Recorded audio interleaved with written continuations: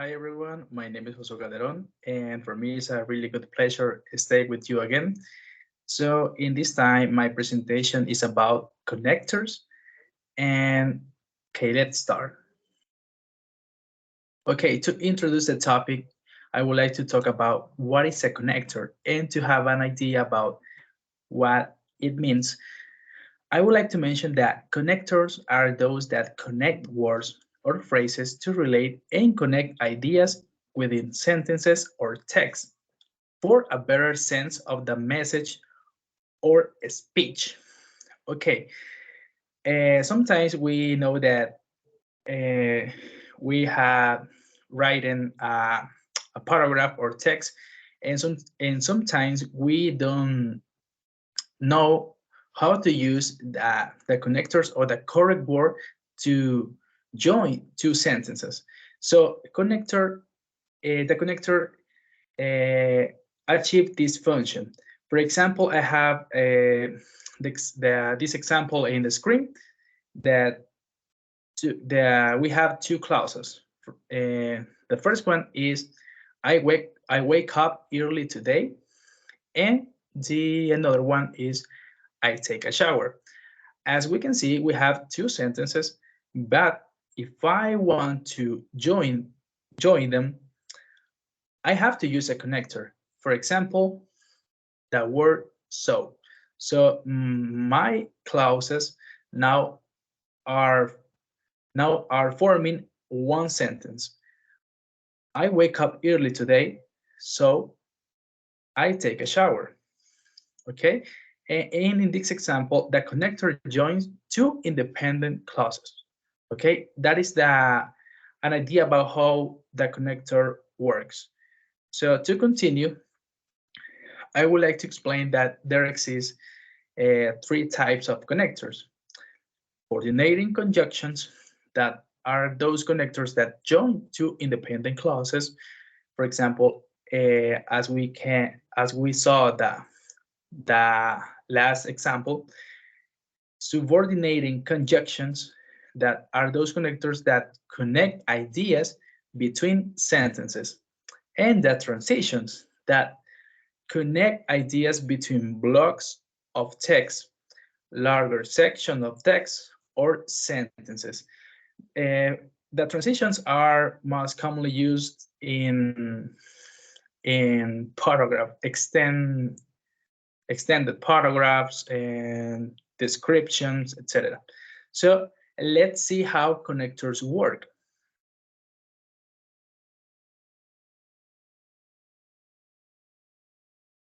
Okay, as we can see, this table is about the three types of connectors, uh, the six types of functions. For example, condition, contrast, addition, cause, reason, time, and effect, result. As we can see, we have different words to connect clauses. Uh, and all depends about of, of the type of connector function. For example, coordinating conjunctions, subordinating conjunctions, or transitions.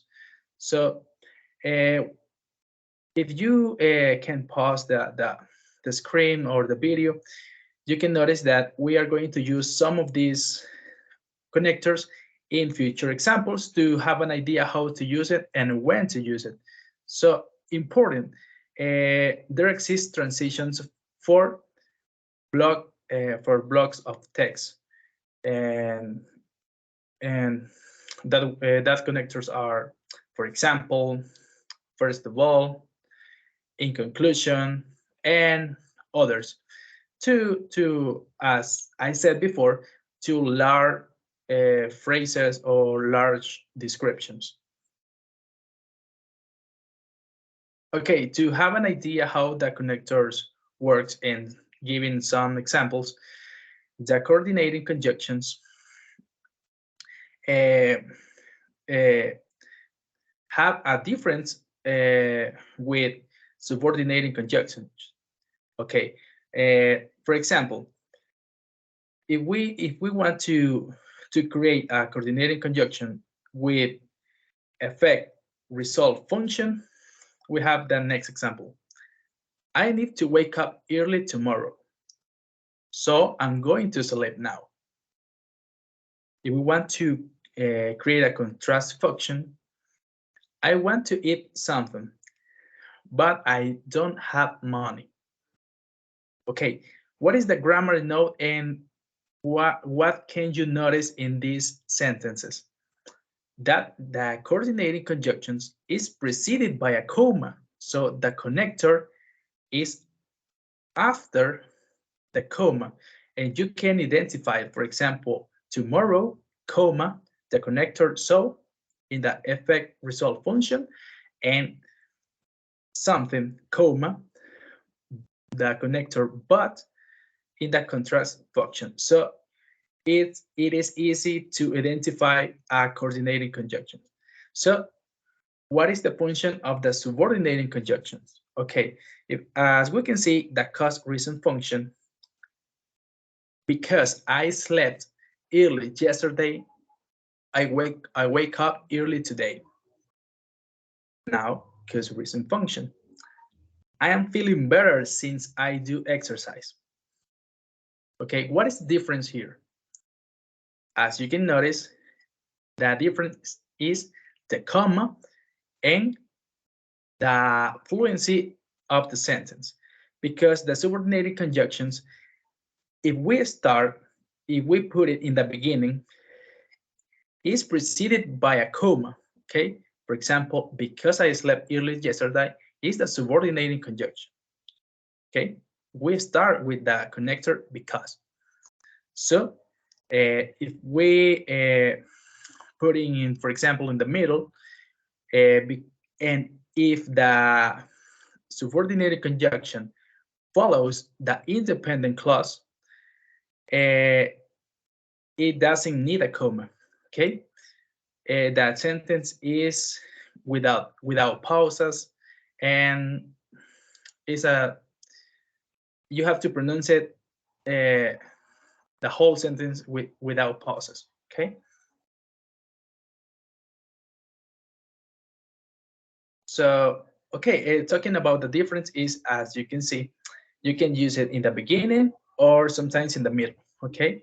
And the sense is the same, okay? The message is the same.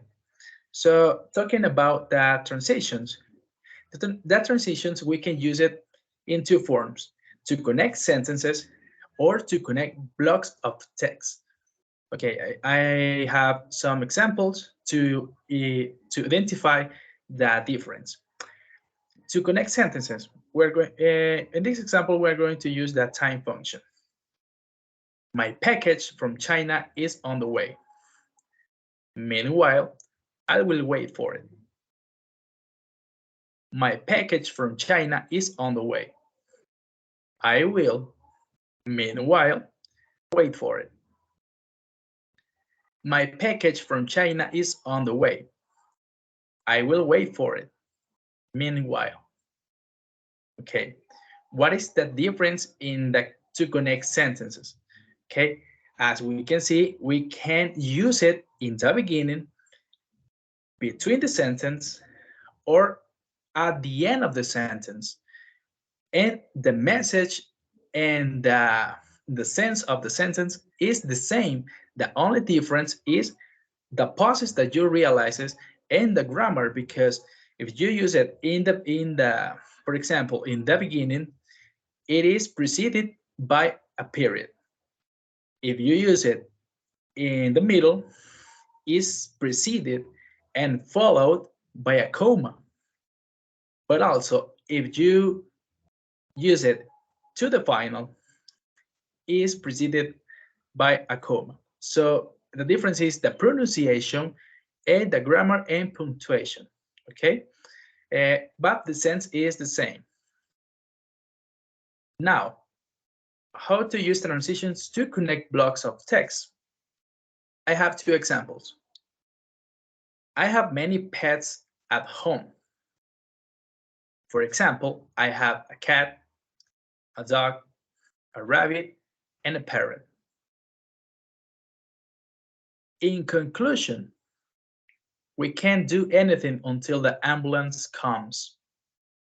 Okay, what can we notice in these two examples?